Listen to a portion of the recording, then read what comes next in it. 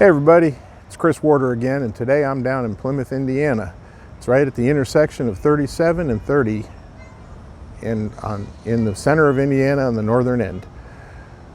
Right now I'm in a park and it's very quiet. In a few weeks, this is going to be a hustling and bustling blueberry fest. It's unbelievable how many people get in here and what a great time everybody can have. But right now I'm going to go meet at the visitor center for Marshall County in Plymouth and talk to them and find out what else we can know and what else we can do in Plymouth. So let's get going.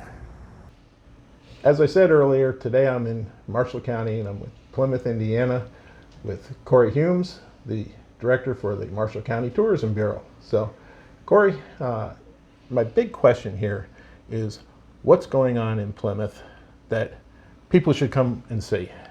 Well, number one, just because it's right around the corner, is our Marshall County Blueberry Festival. It is a countywide festival, but it happens to be here in Plymouth, Indiana, in our famous Centennial Park. And that happens Labor Day weekend, Friday, Saturday, August 30th through September 2nd. We get about 500,000 visitors to Marshall County and Plymouth during this time frame. Wow. What's unique about it, not only because it's focused around blueberries, because 53 years ago, Blueberry had a discussion whether should we be the pickle festival or should we be blueberries, because both were very popular. A lot of blueberry plantations and pickles were made here as a factory at the point. So they thought blueberries might be a better way to go, which, pickles are great too, but we think they did a good choice on that. So what's super unique about our festival, it's free to get in. All of the stages are free entertainment. That is what's so unique about it. People just love to enjoy. They have over, I think, 150 food vendors, close to 300 craft and commercial vendors.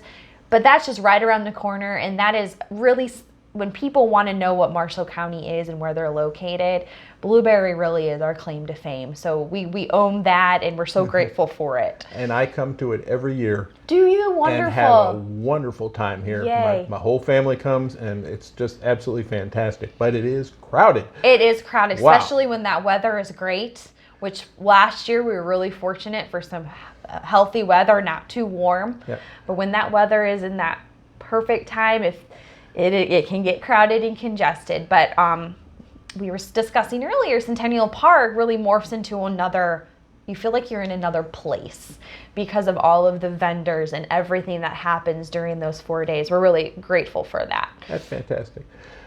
I know that there's a lot to do in Plymouth other than the Oh, Blueberry yes, Festival. of course. If somebody comes and they're not coming on Labor Day weekend, what would they look for?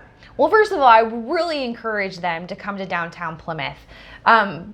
Between our county museum, which is located right across the street from our visitor center, we have quaint shops, dining, that are open 6 days a week.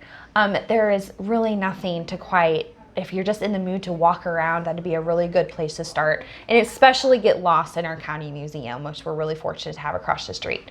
But other than that, we have our park system, which we mentioned before. We have a downtown park called River Park Square. Our local farmers market is housed there. Lots of entertainment, amphitheater entertainment all summer long.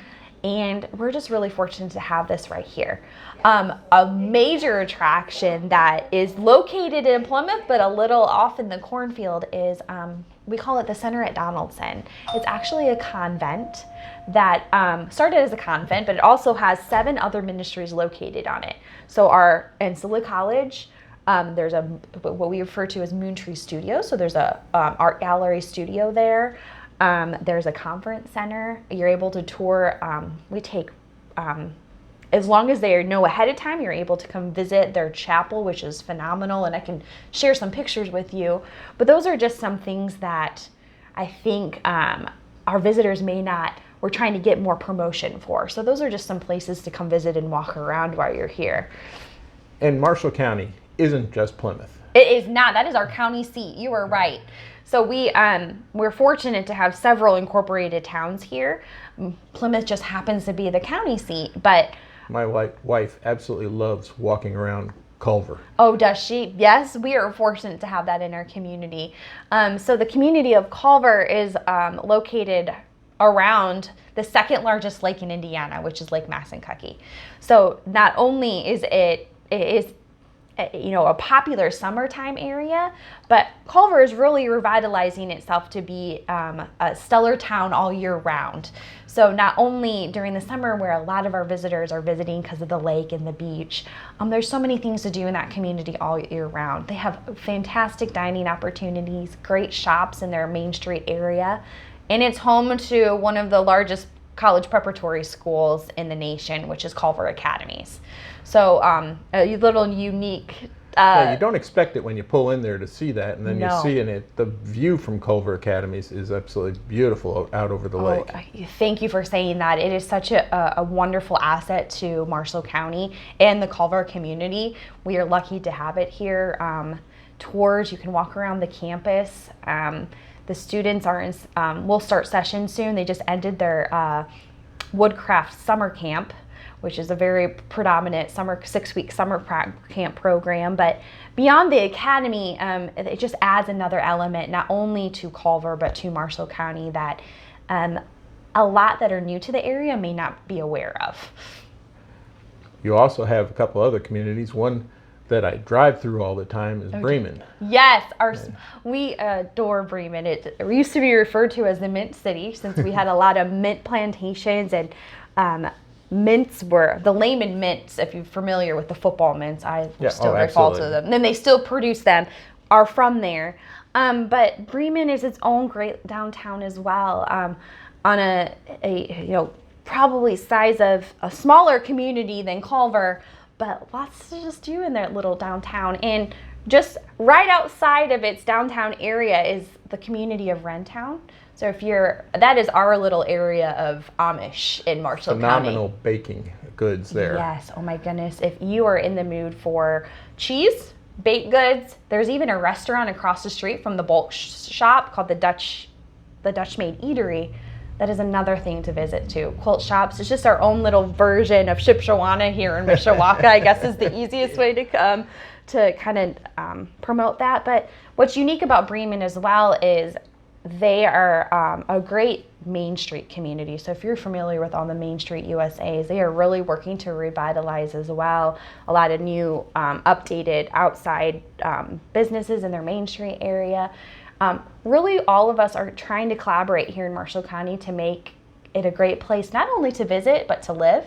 So we're really fortunate for that here. I've seen the new shopping in Bremen. Yes. And they've taken the old warehouses and made them into a shopping area, and it's fantastic what they've been able to do. Yes, and there's so many more plans for more.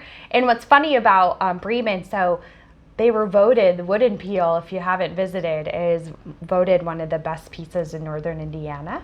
So we're really glad that Marshall County was able to have that. And so is Mila's, if you're in the mood for tacos, here in Plymouth, Mila's Mini Market was voted the best tacos in northern Indiana. So we're really fortunate for some of that. If somebody wants more information about Marshall County, how do they get hold of you? Well, first of all, you can call our number. It's 800-626-5353. Or if you're more on the digital realm, which a lot of us are, our website is mobile friendly. So visit marshallcounty.org. You'd be able to find places to stay, places to eat, places to visit, things to do. Something that I will add that a lot of visitors do travel to that I forgot to mention is countywide is our Marshall County Barn Quilt Trail. So it's a self-guided trail that 75 painted quilt murals are on barns, homes, and community buildings. Oh, wow. So they're divided. Since we're unique, our county's literally a square. So we have US 31 going north and south, and US 30 going east and west. So we really just divided the county into those 4 trails using the interstates as a way. So each trail takes about 2 hours to drive. But you can also find that map. It's printable on our website. But lots of things to do. Visit marshallcounty.org, I would start with. And then any more questions, we can provide visitor guides, printed information if you would like that route as well. And of course, they can always find you on the what'snewrv.com That's website. true as well. We've got all the information. We've got the restaurants. We've got a lot of information there. Thank you. And we've got you on there. So thank you so much. Yeah, there's a lot happening events-wise. Things are always changing and new things are going on in Marshall County. okay. Well, thank you very much. I really appreciate it. No, thank you. Thank you for coming. Okay.